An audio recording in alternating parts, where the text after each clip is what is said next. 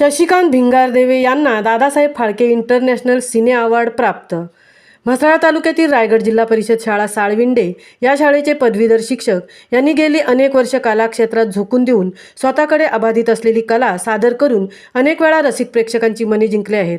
सर्वसामान्य माणसांच्या मनातील कलाकार म्हणून एक ओळख म्हसळा तालुक्यात नव्हे तर रायगड जिल्ह्यात प्रसिद्ध असलेले हे व्यक्तिमत्व होय।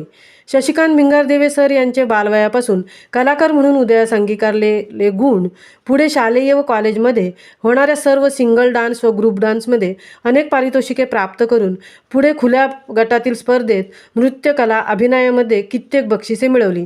कालांतराने अभिनय कलेवर पकड मिळवत विठू माऊली, लक्ष मालिका, बाळूमामाच्या नावानं चांग भलं, उंडगा मराठी चित्रपटात अभिनय अशा अनेक पडद्यावर व चॅनेलवर आपली कला अद्यावत ठेवली।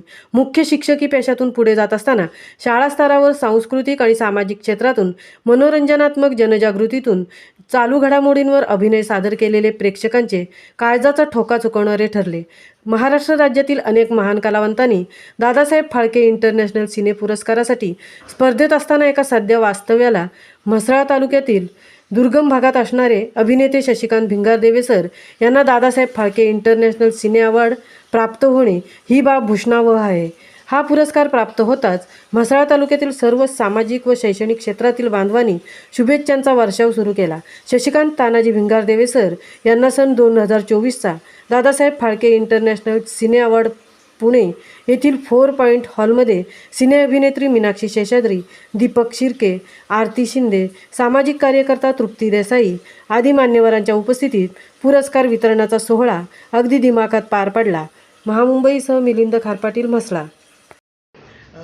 माझ्या पुरस्कारामुळे अनेक जे खेडेगावातले तरुण आहेत किंवा जे कलावंत आहेत ते देखील उत्स्फूर्त होऊन कलासृष्टीकडे वळतील असे मी त्यांना गेल्यानंतर ग्वाही देणारच आहे।